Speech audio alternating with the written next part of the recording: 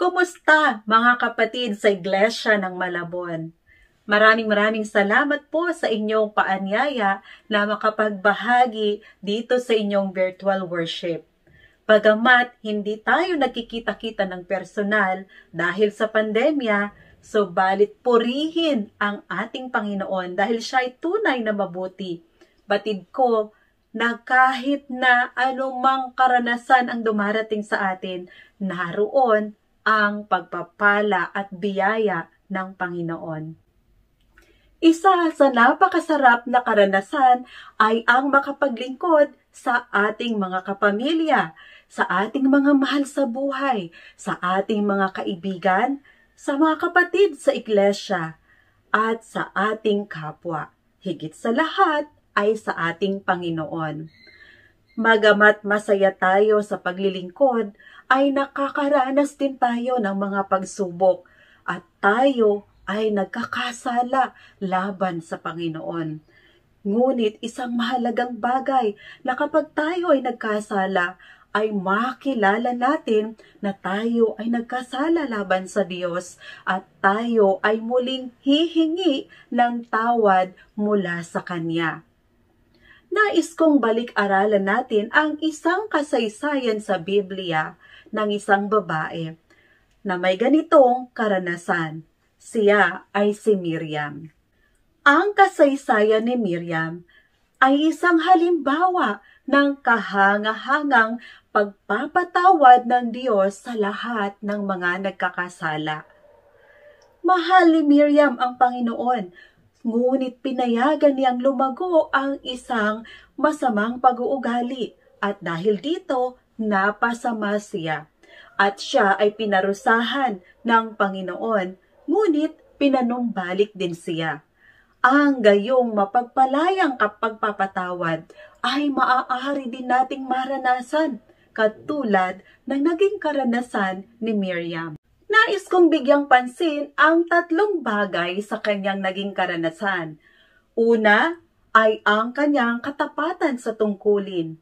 Ikalawa ay ang kanyang kakayahan sa pangunguna. At ang ikatlo ay ang kanyang pangangailangan ng pagpapatawad.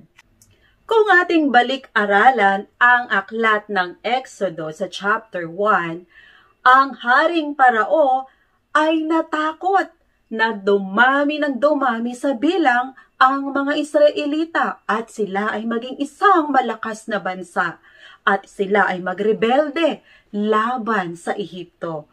Kaya sila ay nagplano at sa chapter 1 verse 22, iniutos ng Haring Parao na lahat ng mga ipapanganak na mga Israelitang lalaki ay itatapon sa ilog at hayaang mamatay. Samantalang ang mga sanggol na babae ay papayagang mabuhay.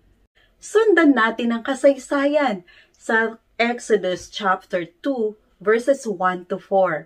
Mula sa lipi ni Levi, ipinanganak ang isang sanggol. At sa loob ng 3 buwan, siya ay iningatan upang hindi mapatay ng mga Ehipsyo. Subalit pagkalipas ng 3 buwan, ang sanggol ay hindi na kayang itago sa kanilang bahay. At ang sanggol na ito ay walang iba kundi si Moses. Kung kaya't pinagplanuhan ng pamilya kung paano siya itago at manatiling buhay. Ang kanyang ina at ama ay gumawa ng isang takbang na yantok. At ito ang tinagurian nating basket at kung saan isinilid si baby Moses at itinago sa ilog. At dito na nag-umpisa ang tungkulin ni Miriam bilang kanyang ate. Siya ang inatasan na maging tagapagbantay ni baby Moses. Bilang isang ate, ginampanan ng masaya ni Miriam ang kanyang responsibilidad at tungkulin sa kanyang kapatid. Sa kabila ng pagod, puyat, at pagsasakripisyo ng mga bagay na kanyang pansarili, siya ay naging masaya na makapaglingkuran ang kanyang kapatid. Binantayan niya ito at hanggang sa dumating ang panahon na ang prinsesa ay dumating upang maligo doon sa ilog. Nakita natin sa kasaysayan na hindi napahamak ang sanggol na isinilid sa basket upang itago doon sa ilog dahil ang kanyang ate Miriam ay naging responsable at naging tapat sa kanyang tungkulin. Nang dumating ang prinsesa upang maligo sa ilog, nakita niya ang basket na lumulutang doon sa ilog at kanya itong ipinakuha.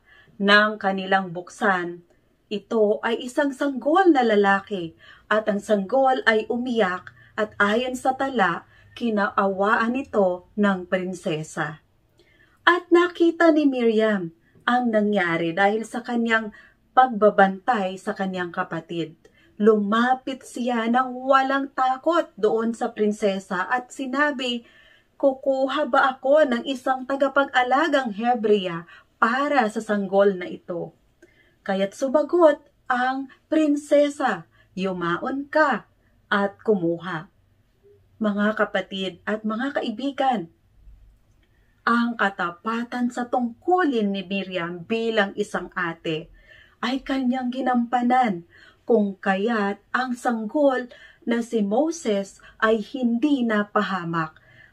Sa kabila ng kanyang pagsasakripisyo, ang batang kanyang inaalagaan ay naging ligtas. Ang prinsesa ay nagtagubilin ng mga tagubilin sa ina ni Moses hinggil sa pag-aalaga para sa sanggol at siya ay nagbayad para sa kaupahan ng pag-aalaga. At alam natin kung anong nangyari sa kasaysayan. Lumaki ang sanggol na may pagkatakot sa Diyos at ito ay dahil sa tapat na pagbabantay ng isang ate Miriam. Ang sumunod na pagkabanggit sa pangalan ni Miriam ay makikita natin sa Exodus 15:20. At basahin natin upang ating malaman kung ano ang kanyang naging katungkulan. At si Miriam na propetisa na kapatid ni Aaron ay tumangan ng isang pandereta sa kaniyang kamay. At sumunod ang lahat ng mga babae sa kaniya na may mga pandereta at nagsayawan. At sila'y sinagot ni Miriam, "Umawit kayo sa Panginoon, sapagkat siya'y nagtagumpay ng kaluwalhati. Ang kabayo at ang sakay niyaon ay ibinulusok niya sa dagat." Maliwanag na si Miriam ay isang propetisa ng Diyos at naglingkod ng tapat sa Diyos. Bukod dito, siya rin ay isang choir leader sa kanilang kapanahunan. Ngayon naman ay tingnan natin ang naging kasalanan ni Miriam. Ito ay matatagpuan natin sa Aklat ng Mga Bilang, chapter 12, 1-3. At si Miriam at si Aaron ay nagsalitaan laban kay Moises tungkol sa pagkapag-asawa niya sa isang babaeng kusita, sapagkat siya ay nag-asawa sa isang babaeng kusita. At kanilang sinabi, "Ang Panginoon ba kay Moises lamang nakipagsalitaan? Hindi ba nakipagsalitaan din naman sa atin?" At narinig ng Panginoon. Ang lalaking ang si Moses ay totoong maamong loob na higit kaysa lahat ng lalaking nasa ibabaw ng lupa. Dito ay makikita natin ang dalawang magkapatid na si Miriam at si Aaron ay nagkaroon ng pagtatalo at diskusyon laban sa kanilang kapatid na si Moses. At nakita natin na nagalit ang Panginoon. Ngayon ay sundan natin kung ano at paano hinandle ng Panginoon ang tatlong magkakapatid sa ganitong kalagayan. At sinalita agad ng Panginoon kay Moses at kay Aaron at kay Miriam, "Lumabas kayong tatlo sa tabernakulo ng kapisanan." At silang tatlo ay lumabas. At ang Panginoon ay bumaba sa isang tila haliging ulap at tumayo sa pintuan ng tolda. At tinawag si Aaron at si Miriam at sila'y kapwa lumabas. At kaniyang sinabi, "Dinggin ninyo ngayon ang aking mga salita. Kung mayroon sa gitna ninyo na isang propeta Akong Panginoon ay pakikilala sa kanya sa pangitain. Nakakausapin ko siya sa panaginip. Ang aking lingkod na si Moses ay hindi gayon. Siya'y tapat sa aking buong buhay. Sa kanya ay makikipag-usap ako ng bibig sa bibig ng maliwanag at hindi sa malabong salitaan. At ang anyo ng Panginoon ay kanyang makikita. Bakit nga hindi kayo natakot na magsalita laban sa aking lingkod, laban kay Moses? At ang galit ng Panginoon ay nagningas sa kanila at siya'y umalis. Ang ulap ay lumayo sa tolda at narito si Miriam ay nagkaketong na pumuti gaya ng niebe. At tiningnan ni Aaron si Miriam at narito siya'y nagkaketong. Ito ang trahedya sa buhay ni Miriam. Nang payagan niya ang inggit na lumago sa kanyang puso at maranasan niya ito laban sa kanyang kapatid.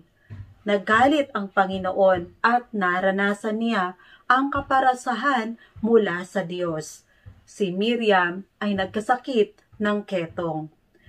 Tingnan natin ang mga talatang sumunod sa pangyayari. At sinabi ni Aaron kay Moises, O Panginoon ko, isinasamo ko sa iyo na huwag mong iparatang ang kasalanan sa amin sapagkat ginawa namin na may kamangmangan at sapagkat kami ay nagkasala. Huwag mong itulot sa kanya. Isinasamo ko sa iyo na maging parang isang patay na tunay ang kalahati ng kanyang laman paglabas sa tiyan ng kanyang ina. At humibik si Moses sa Panginoon na sinasabi, Pagalingin mo siya, O Diyos, ipinamamanhik ko sa iyo. At sinabi ng Panginoon kay Moses, kung siya'y nilura ng kaniyang ama sa kaniyang mukha, hindi ba siya mahihiyang 7 araw? Kulungin siyang 7 araw sa labas ng kampamento, at pagkatapos ay madadala siyang muli sa loob. At si Miriam ay kinulong na 7 araw sa labas ng kampamento. At ang bayan ay hindi laglakbay hanggang si Miriam ay nadalang muli sa loob. Natunghayan natin sa kasaysayan nang maranasan ni Miriam ang trahedya sa kanyang buhay at siya ay parusahan ng Panginoon. Nakilala nila ang kanilang naging kasalanan. At ang mabuting bagay na nangyari sa kanya, ang kanya ring mga kapatid, ang siyang naging suporta niya upang siya ay mapatawad ng Panginoon. Bagamat naranasan niya ang pagkakaroon ng ketong, subalit ang pagpapatawad ng Diyos at ang pagpapagaling ng Diyos ay kanya ring naranasan.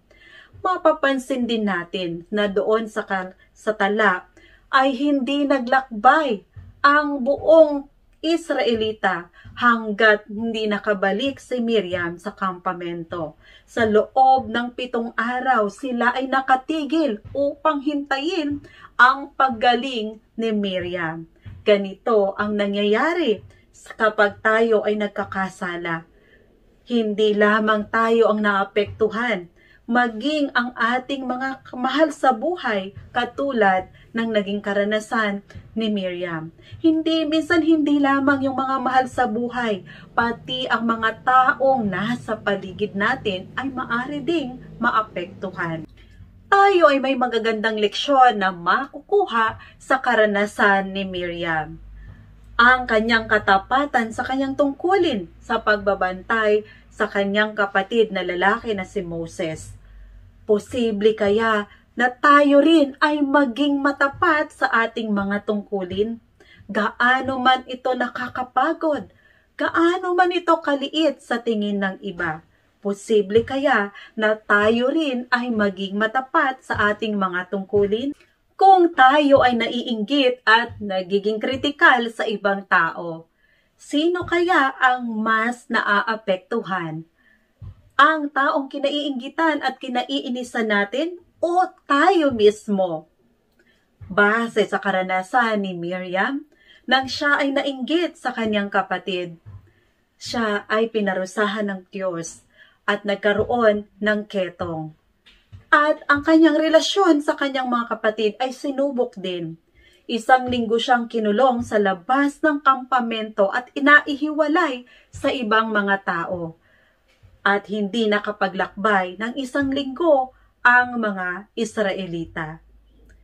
Tayo din ay maaaring magkaroon ng karamdaman kapag hinayaan natin ang mga negatibong isipan katulad ng inggit at pagiging kritikal sa kapwa.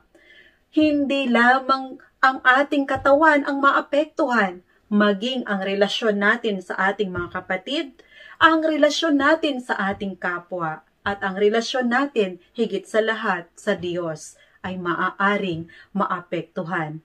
At ang mga taong nasa paligid natin ay maaari ding mahirapan katulad ng mga Israelita. Paano nga ba tayo maging literal na tagapag-alaga ng ating kapatid sa pamilya at sa loob ng iglesia?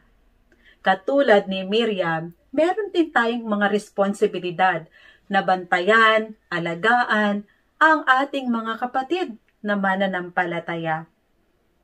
Dapat na makita sa atin ang ating pagmamahal, ang ating pag-aalaga at pagmamalasakit. At katulad ni Miriam, naranasan niya ang pagod, puyat, at ang magsakripisyo ng kanyang sariling mga kaligayahan at kapakanan. Bilang mga miyembro ng iglesia, maaaring tayo rin ay mag-extend ng mahabang pasensya sa ating mga kapatid at magsakripisyo ng ating mga pansariling kapakanan para sa kapakanan ng ating mga kapatid. Ano ang naging kasalanan ni Miriam? Pinayagan niya na lumago ang negatibong isipan at damdamin sa loob ng kanyang puso. Hinayaan niya na ang inggit ay maging matagumpay sa kanyang puso at siya ay naging biktima ng inggit laban sa kanyang kapatid. Maaaring nakakaranas din tayo ng ganitong negatibong isipan sa ating mga iglesia, sa ating mga tahanan at sa ating mga pagtatrabaho. Ano man ang ating mga gawain na saan man tayo rin ay mga biktima ng mga negatibong isipan. Maaaring sabihin natin, bakit siya lang palagi ang nagiging leader? Bakit siya ang laging nakikita? Bakit hindi ako ang na-elect bilang isang leader? Kaya ko rin namang gawin ang lahat ng mga bagay na ginagawa niya. Mga kapatid, bantayan natin ang ating mga sarili na sa tuwing darating ang ganitong mga bagay, ay maranasan natin na makilala natin na ito ay mali at ito ay kasalanan at tayo ay nagkakasala laban sa Diyos. At kung magkagayon, tayo ay lumapit sa Panginoon, idalangin natin, iluhod natin sa Panginoon upang tulungan niya tayo na ma-overcome ang ganitong mga negatibong isipan. At kung tayo man ay magkasala, humingi tayo ng tawad sa Diyos upang maranasan natin ang masayang paglilingkod at ang kapayapaan sa ating mga puso. Nang si Miriam ay magkaroon ng sakit na ketong, naroon ang kanyang mga kapatid at nagpakita ng pagmamalasakit at pagmamahal. At naroon din ang kanilang naisin na mailigtas ang kanilang kapatid sa ganoong kalagayan. Sila ay dumalangin sa Diyos upang mailigtas si Miriam sa kanyang kasalanan. Tandaan natin na ang inggit at paninibugho ay hindi magandang pairalin sa puso ng tao, sapagkat ito ay palaging may akibat na kakilakilabot na mga resulta. Kung saan may pagkainggit, naroon ang pagtatalo, at kung saan may mga alitan, naroon ang mga pagkalito. At dahil dito, sumasagana ang kasamaan. Nais kong iwan sa inyo ang tatlong bagay. Tayo rin ay mga katiwala at may responsibilidad na alagaan ang ating mga kapatid sa iglesia. At katulad ni Miriam, tayo nawa ay maging tapat sa ating mga tungkulin at maglingkod ng masaya. Ikalawang bagay, pahalagahan natin ang mga kakayahan at talento ng ating kapwa. Huwag tayong maging kritikal at maghanap o pumuna ng mga negatibong nakikita natin. Matuto tayong mag-appreciate ng ating mga kapwa. Number 3, katulad ni Miriam, siya ay lingkod ng Diyos, isang propetisa. Subalit hindi rin siya perpekto at nakaranas siya ng trahedya ng pagkakasala. Ganon din tayo. Tayo din ay nagkakasala laban sa Diyos. Subalit katulad ni Miriam, humingi tayo ng tawad sa Diyos. Kilalanin natin ang ating mga kasalanan at mararanasan natin katulad ng naging karanasan ni Miriam ang mapatawad ng Diyos at tayo ay mamuhay ng masaya at mapayapa.